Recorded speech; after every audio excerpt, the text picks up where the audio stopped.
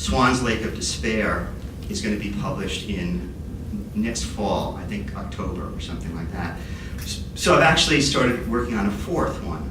And I was only going to do 3 because I couldn't think of a title, a cute title. I had Swann's Last Song, Swann Dives In, Swann's Lake of Despair. You all get that, right? And then someone came up with a title, I can't even remember who it was, and they said, how about Swann's Way Out? So that may be the last one, but that's the one I'm working on. And so I thought I'd read a little of that. So this is from Swann's Way Out, and it's chapter 1, and it's called Raising the Stakes. And for anyone who doesn't know, Swann was a skip tracer, which is a sort of a poor man's detective. He finds people who've skipped on their bills and runaway wives and husbands and stuff like that. And he's approaching about 50, and he's not very successful, and he's kind of cynical. But anyway, this is the way it starts. What am I going to do with the rest of my life? I asked no one in particular. I don't know why it occurred to me at that very moment to ask directions. It wasn't as if I expected anyone in the room to answer my question, much less provide me with a useful roadmap to my future. And looking around, would I actually want any of these guys to give me life instruction? The obvious, to paraphrase Conan Doyle, need not be stated.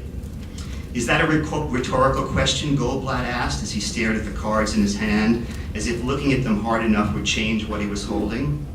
I thought this was a card game, not group therapy, growled Clavin, as he pushed several chips to the center of the table, where the growing pile now represented close to $50, a relatively large pot for the stakes we were playing at. I'm raising $5. Any of you losers got the cojones to see me? Too rich for my blood, said Stan, whom I'd met for the first time an hour or so earlier when Goldblatt introduced him to the game as such. This is Stan. He does my taxes, so he's good with numbers. Evidently, that's all the recommendation he needed to join what had been for the last few months a regular bi-weekly poker game. The idea was Goldblatt's. He felt it would be a bonding experience. He didn't say for whom, and because I actually like poker, though not bonding experiences, I acquiesced. And he even begrudgingly included Clavin, who was certainly not one of his favorite people in the world. I know he's a friend of yours, so you can ask him if he wants to play, but tell him I'm not putting up with any of his BS. I asked, and Clavin jumped at the opportunity to redistribute Goldblatt's and everyone else's wealth. I'm in, said Doug Garr, a friend of mine from my college days at Columbia. We reconnected a year or so earlier when I bumped into him on the street. He was on his way to the gym to play racquetball, and I was, well, I'm not sure where I was going, which brings us back to my initial question, which I was now sorry I asked. What was it you said you did for a living, asked Kenny, a friend of Clavin's who owned a small bookstore in Lower Manhattan. The bookstore was this close to going under, but family money was keeping it afloat, explained Clavin. He's a good guy in a bad business, but he'll come out okay. His folks just bought the building, so he's existing rent-free, which is the only way to make it in the book game unless you're buying and selling rare books like me. He's a private detective, Goldblatt piped up. We're partners, he added, puffing up his ample chest. You in or out, asked Clavin, peering at the rest of the players over his eyeglasses, which were balanced precariously near the end of his nose. I thought he was bluffing, but I couldn't be sure. He was used to bidding on rare books, so he knew how to project a poker face, or at least I assumed he did.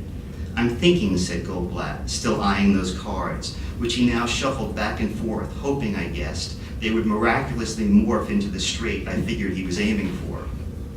I'm not a private detective, I protested, pushing the appropriate number of chips toward the center of the table. I wasn't about to let Clavin walk away without a fight. Then what are you, asked Kenny. Therein, Kenny, lies the problem, I said. Identity crisis, explained Clavin. Can we just leave it at that and at least finish the damn hand? Okay, I'm in, announced Goldblatt, pushing the appropriate number of blue chips into the growing pile of reds and whites. Hey, where's the dip? There is no dip, replied Clavin, whose apartment we were in, his living room to be precise, which also doubled as his library. It gave the game a comfortable feel amongst all those books, as if we weren't in the devil's playground. Where there are chips, there should be dips, said Goldblatt. It's one of the immutable laws of life. Kenny, not knowing any better, had generously brought along chips along with the 2 6-packs of beer he'd offered to provide. Here in Casa Clavin, there are no laws, I said. You want fucking dip? Go out and get it, snapped Clavin. Easy, Ross, I said. Goldblatt, forget the damn dip. We're here to play cards, not eat. Okay, but I have to tell you, every game I've ever been in, there's been food.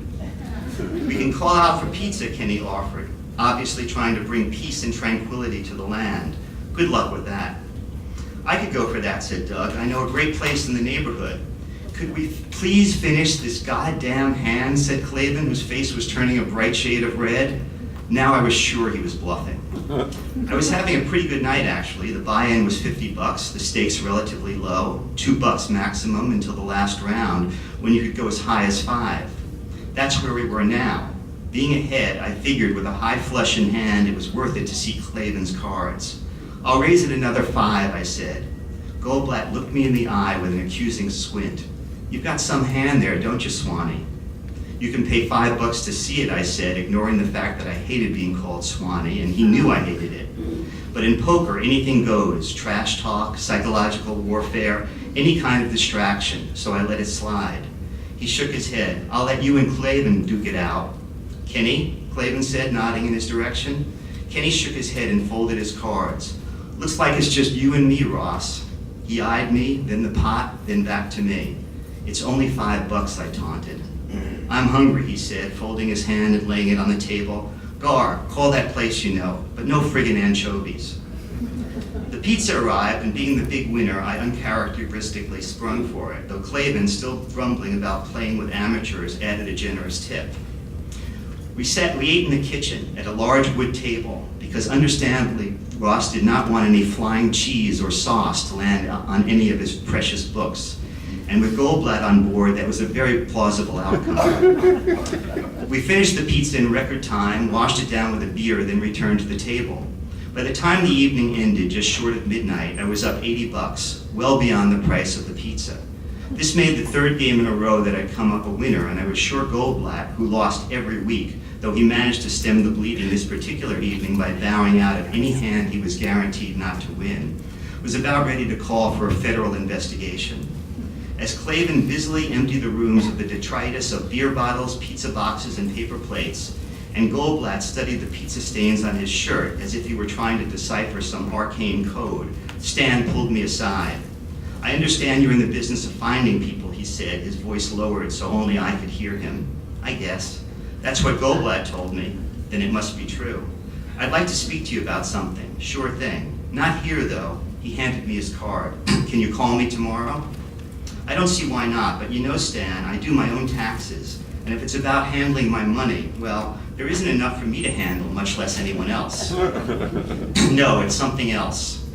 And if you don't mind, I would appreciate it if you didn't say anything to Goldblatt about this. The curtain of confidentiality has officially fallen, I said. I took the card, slipped it into the pocket of my t-shirt. My lips are sealed. Thank you, and for the record, you're a pretty good poker player. No offense, Stan, but I'm only as good as my competition is bad. He smiled. Thanks. He backed away, his index finger pressed to his lips. Was he thanking me for taking his card, or for denigrating his poker prowess, I wondered. I mimicked his gesture and backed into the living room, where Goldblatt and Gar were putting on their jackets. It was mid-spring, and though the days had warmed up a bit, the nights were still chilly. Still, I had only worn a sweater, figuring the brisk walk home would keep me warm enough.